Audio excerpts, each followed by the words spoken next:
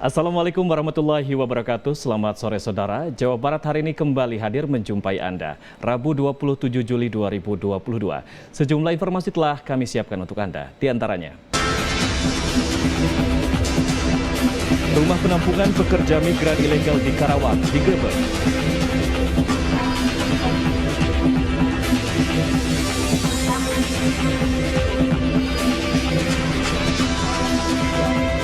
Pemprov Jabar belum bisa pastikan meninggalnya bocah bullying di Tasikmalaya.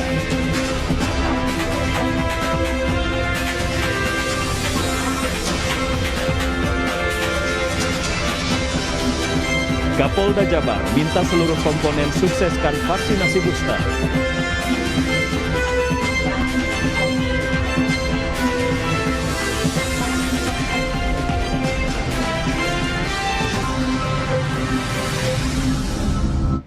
Saudara, selain tiga informasi tersebut, sejumlah informasi lain dari beberapa daerah di Jawa Barat juga akan mengisi Jawa Barat hari ini. Kali ini bersama saya Gilang Hafidzi, inilah Jawa Barat hari ini selengkapnya.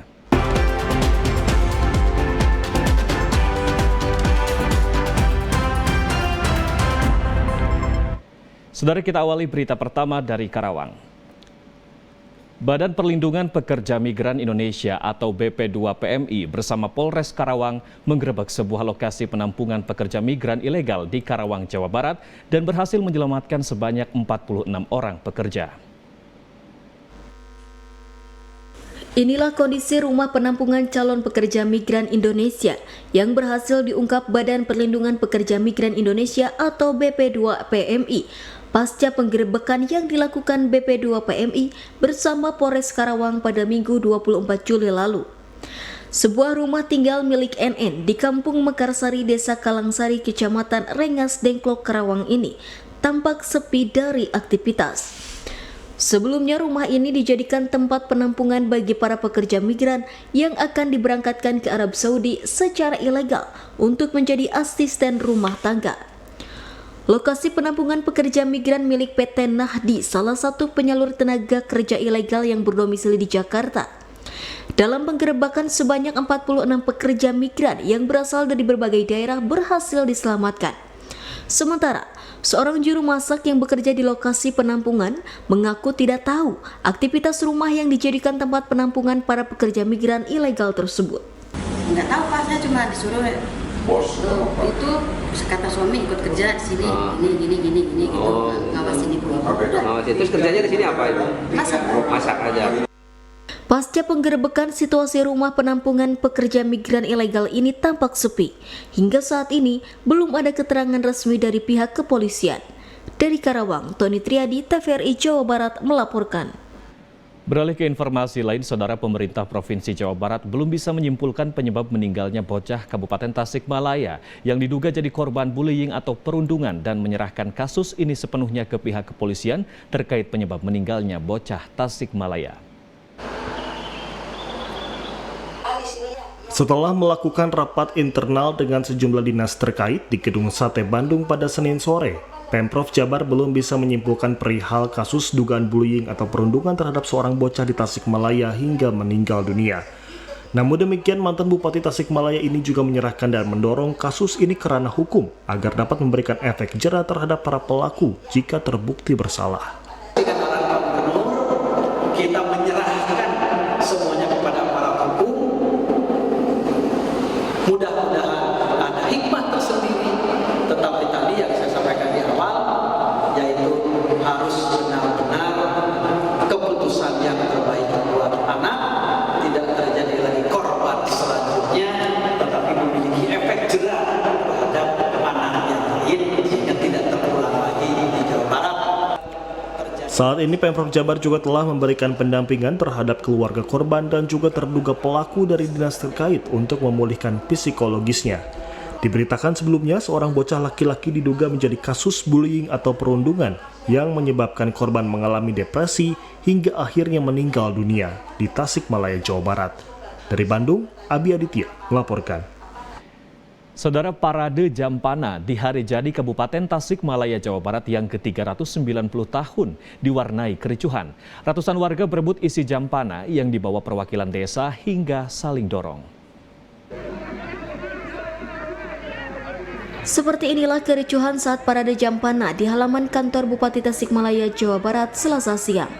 Ratusan jampana yang dibawa perwakilan desa jadi sasaran penjarahan ratusan penonton. Mereka berebut mengambil isi jampana, mulai dari olahan makanan, nasi tumpeng, hasil bumi, hingga kerajinan tangan khas Kabupaten Tasikmalaya. Selain saling dorong, beberapa warga juga berusaha meraih jampana yang diangkat ke atas. Meski di bawah setengah lari, warga tetap berhasil meraih jampana dan mengambil isinya. Bahkan, beberapa orang pembawa jampana harus tersungkur karena terdorong warga. Ya seru banget, tapi itu nggak adil. Yang banyak, yang nggak dapat malah terluka. Jampana nggak bisa kita bawa lagi, udah hancur berantakan. Warga tadi berbondong-bondong mengambil, ya kita hibahkan lah, emang kita juga rencananya seperti itu. Parade Jampana ini digelar dalam rangka peringatan Hari Jadi Kabupaten Tasikmalaya ke-390 tahun. Selain parade, upacara dan rapat paripurna Dewan juga dilaksanakan. Dari Kabupaten Tasikmalaya, Yudi Irawan, TVRI Jawa Barat melaporkan. Saudara, Jawa Barat hari ini akan kembali dengan informasi lainnya, diantaranya Kapolda Jabar minta seluruh komponen sukseskan vaksinasi booster.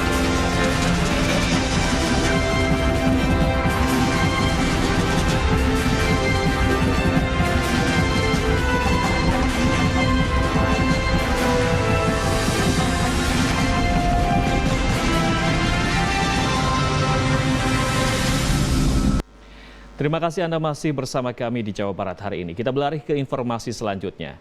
Saudara, Kapolda Jawa Barat Irjen Pol Suntana mengapresiasi kontribusi media dalam menyampaikan protokol kesehatan dan mengarahkan vaksinasi, sekaligus meminta semua komponen ikut andil dalam mensukseskan vaksinasi tahap 3.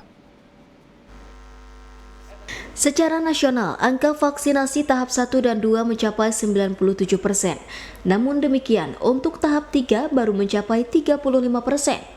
Untuk memutus mata rantai COVID-19 di tingkat Jawa Barat dan Kabupaten Majalengka yang saat ini mengalami kenaikan, jajaran Polres Majalengka kembali menggenjot vaksinasi tahap 3 atau booster. Himbauan dan ajakan terus dilakukan para personil Bayangkara, bahkan tidak sedikit warga yang ingin divaksin diantar jemput oleh anggota Polri menggunakan mobil patroli. Termasuk para lansia yang selalu diarahkan agar tidak salah dalam pendaftaran, screening, hingga akan disuntik vaksin. Para Babin Kamtibnas selalu mendampingi lansia tersebut. Di Mapolres Majalengka, Kapolda Jawa Barat Irjen Pol Suntana meminta seluruh komponen terlibat mensukseskan vaksinasi tahap 3 ini. Artinya dengan melibatkan anggota Polri di Majalengka. Seluruh, bukan hanya anggota Polri, Kang. Pemda, TNI, seperti yang dulu kita laksanakan bersama-sama. Bahkan Ormas, generasi muda, kampus-kampus, kita dorong untuk bersama kerja lagi, kolaborasi untuk melaksanakan vaksinasi khususnya booster.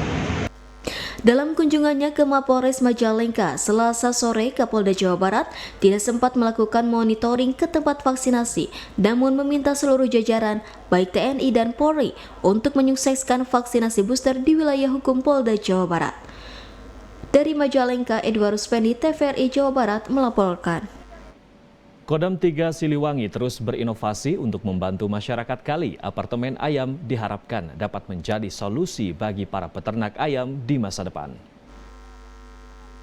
Apartemen ayam merupakan sebutan bagi inovasi teknologi kandang ayam yang sedang dikembangkan oleh Kodam 3 Siliwangi saat ini. Layaknya sebuah apartemen, inovasi teknologi apartemen ayam ini memiliki 5 lantai.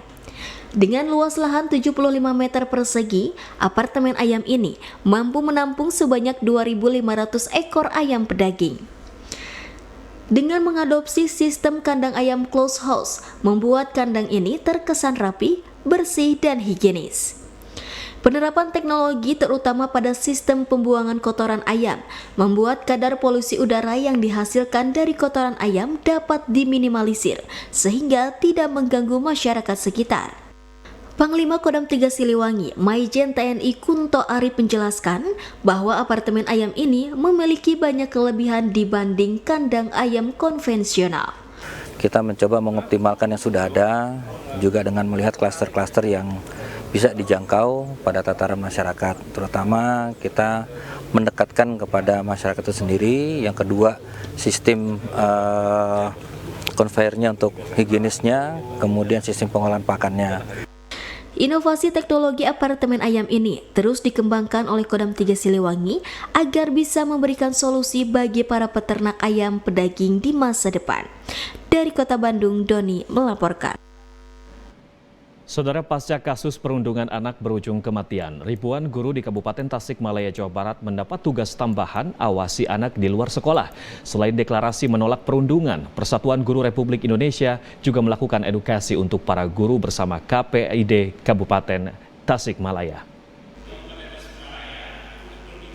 Persatuan Guru Republik Indonesia Kabupaten Tasikmalaya, Jawa Barat langsung mengambil sikap pasca kejadian perundungan anak yang berujung pada kematian.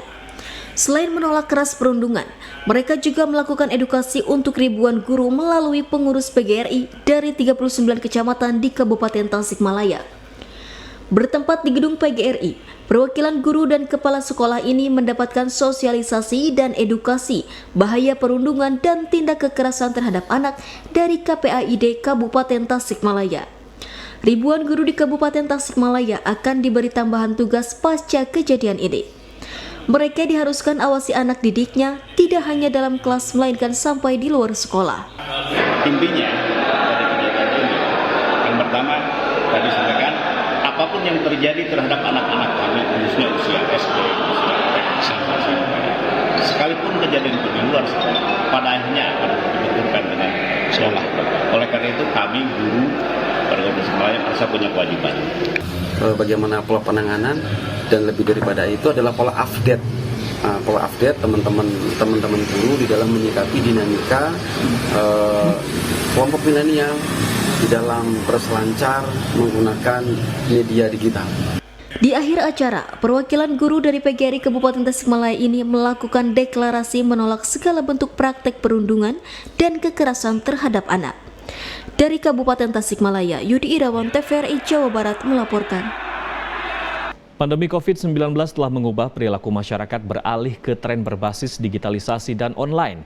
Semua interaksi perdagangan, layanan publik dan jasa keuangan didorong untuk dilakukan tanpa tatap muka. Sehingga inovasi e-BPHTB dinilai sangat penting dalam mengoptimalkan PAD di tengah pandemi COVID-19.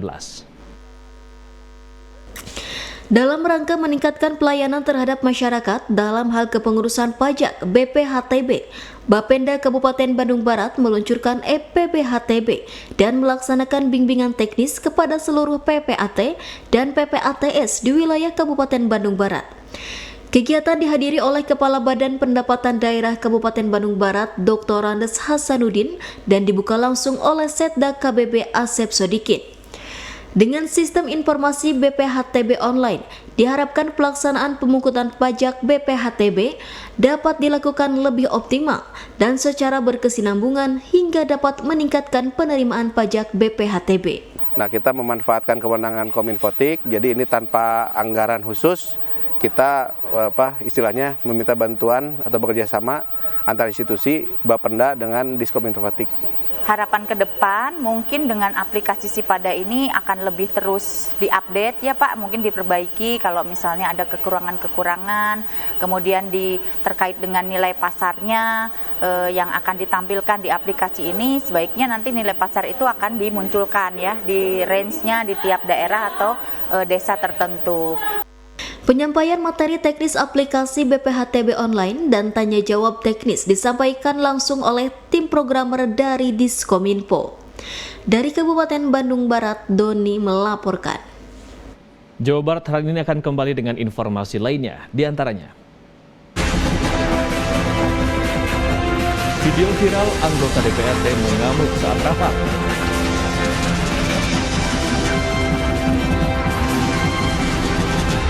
Sesaat lagi di Jawa Barat hari ini.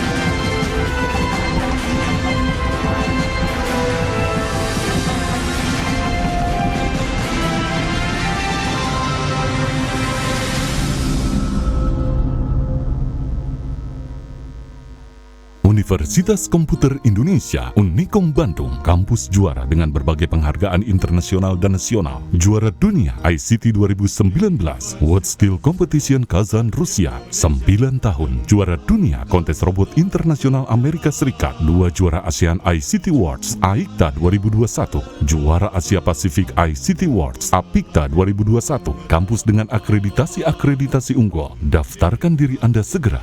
Komputer Indonesia.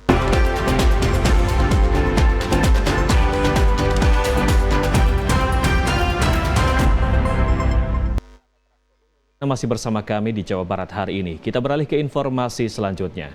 Anggota Dewan Perwakilan Rakyat Daerah atau DPRD Kabupaten Garut, Jawa Barat, Juju Hartati, jadi sorotan usai videonya viral setelah mengamuk dan membanting mik dalam sebuah rapat bersama Ketua DPRD dan anggota Dewan yang lainnya.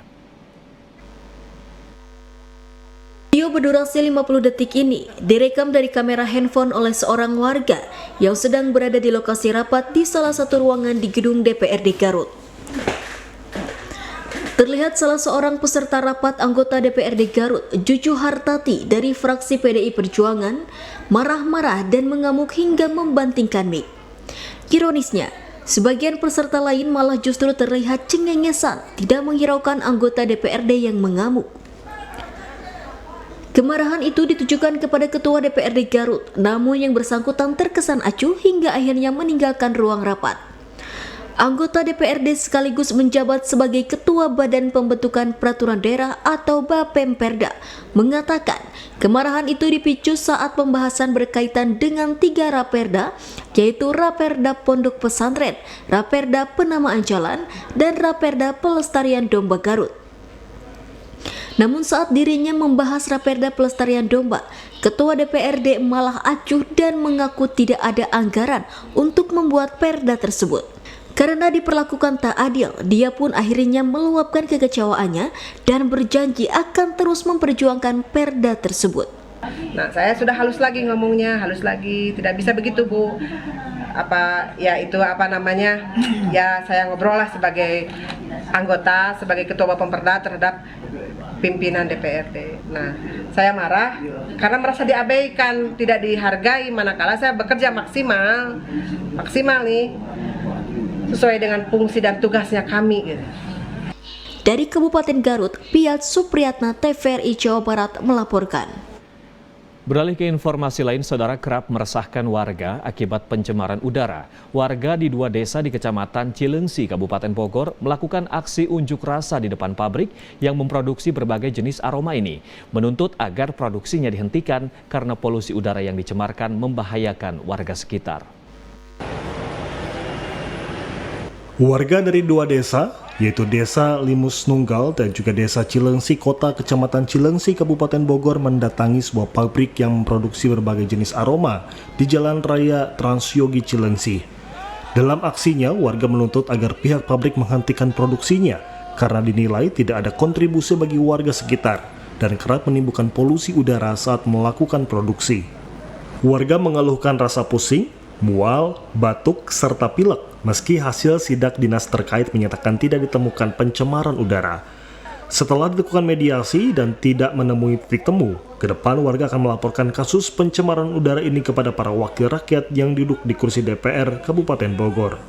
Sangat-sangat bau Pak, apalagi kalau lagi jahe merah itu sangat kering, jadi kepala juga sempat pusing ya kalau misalnya kita jahe merah, apalagi yang sini Bu, bawang, minyak bawang gitu, itu lebih bau, pokoknya nggak enak lah Pak, diciumnya juga gitu kan, apalagi yang punya penyakit sinus itu kan ya, itu sangat berbahaya banget. Ada warga yang masuk rumah sakit nggak sih? Ya mungkin kalau kita ke rumah sakit mungkin ada Pak. Langkah selanjutnya dari warga sendiri ya kita akan melapor kepada perwakilan rakyat sendiri. Kang, terkait polusi itu sebetulnya tidak ada laporan ke tingkat kecamatan atau kalau untuk di LH sendiri udah, dan jawabannya ternyata katanya baik-baik saja. Dan setelah diinvestigasi gitu. Iya. Tapi yang kami rasakan 24 jam di lingkungan kami itu dampaknya terkadang masih ada Pak, jelas, sangat jelas. Demikian Syaful Hardi, TVRI Jawa Barat melaporkan. Saudara, kami akan kembali dengan tayangan mini feature di antaranya. Bangkit dari keterpurukan.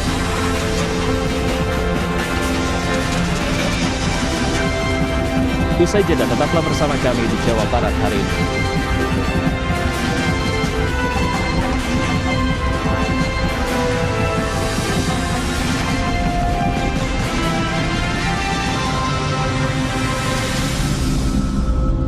Terima kasih Anda masih bersama kami di Jawa Barat hari ini. Saudara, berbekal pahitnya hidup di tengah pandemi COVID-19, Lelix, remaja kelas 2 SMA Negeri 10 ini bangkit melawan kegetiran hidup dengan menjajaki peluang usaha yang ternyata mampu membawa kepada keberhasilan.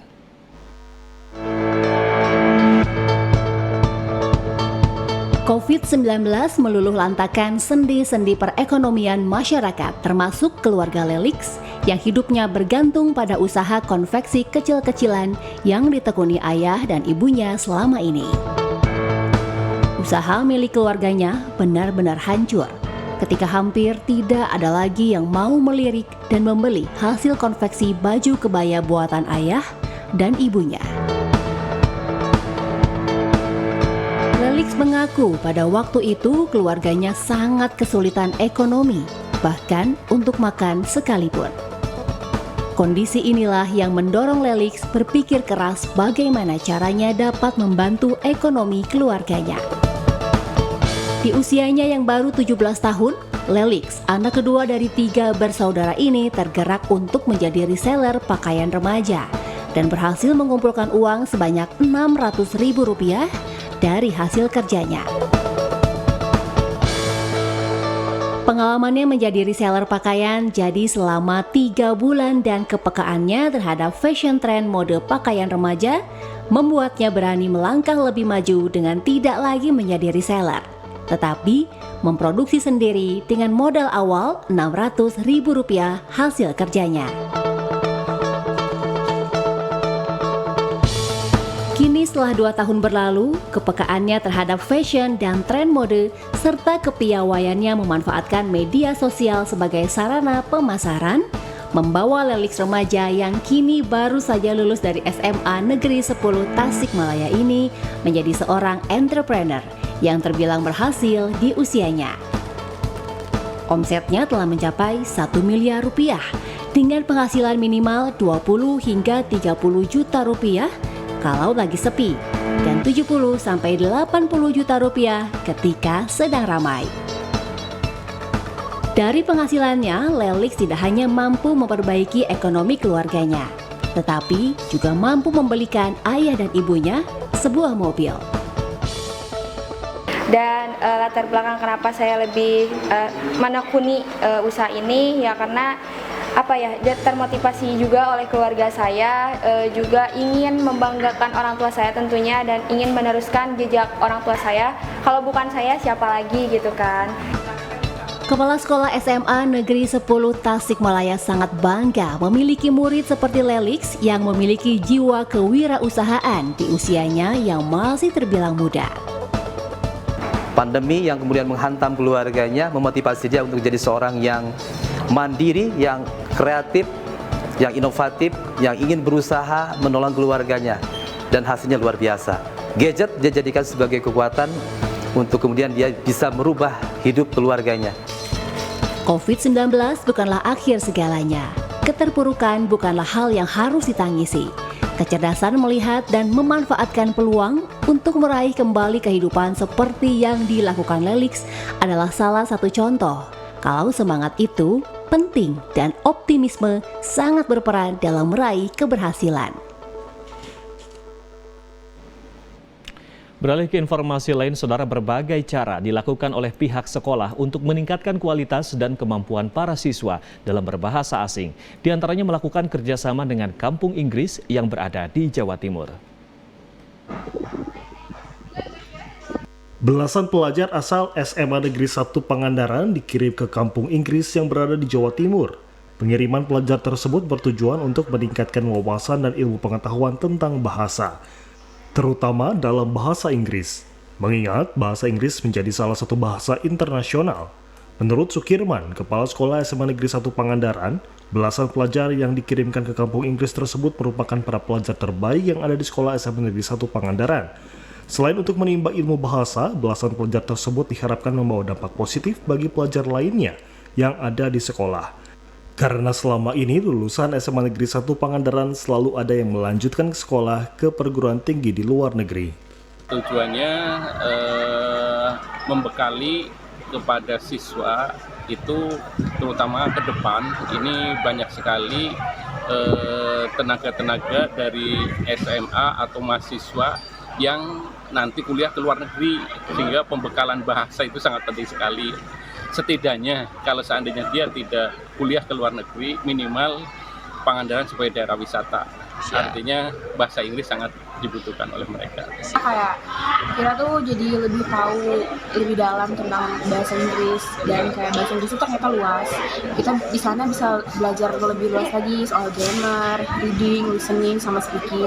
Dan di sana juga kita nggak hanya belajar soal pelajaran yang belum kita pelajari, tapi juga ketemu banyak teman-teman dari berbagai belahan Indonesia, Sabang sampai Merauke.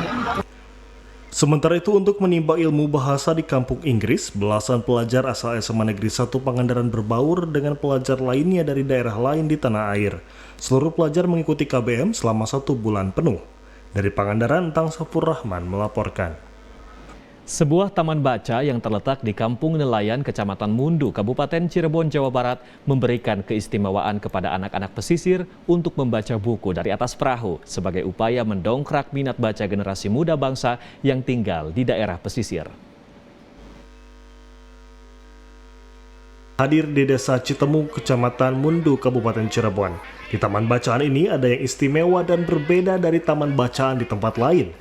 Anak-anak yang sudah memilih buku bacaan yang diinginkan boleh membawa buku-buku keluar dari taman bacaan dan membacanya di atas perahu nelayan yang bersandar di dermaga.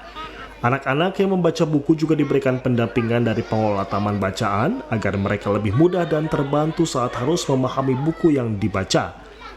Layanan yang berbeda ini sengaja diberikan oleh pengelola taman bacaan sebagai salah satu cara menumbuhkan minat baca anak-anak pesisir agar tumbuh menjadi generasi muda yang cerdas dan terbiasa membaca, karena membaca merupakan jendela dunia.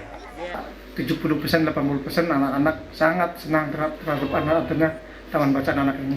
Dengan jumlah sebanyak itu, di sini masih bisa menampung atau? Yang jelas anak-anak dengan kapasitas ruangan yang minim tidak mampu untuk bisa menampung seluruh anak, sehingga anak-anak terkadang lebih nyaman belajar membaca di perahu-perahu tertutup. Taman bacaan anak pesisir ini dibuka setiap hari dan dapat diakses oleh seluruh warga masyarakat. Adapun pengunjung anak-anak tercatat sebagai pengunjung terbanyak, bahkan hingga 200 anak per hari, utamanya di saat akhir pekan tiba. Dari Cirebon, Makmur Hamdala, TVRI Jawa Barat melaporkan. Saudara, berikut kami sampaikan informasi perakiraan cuaca yang kami terima dari BMKG.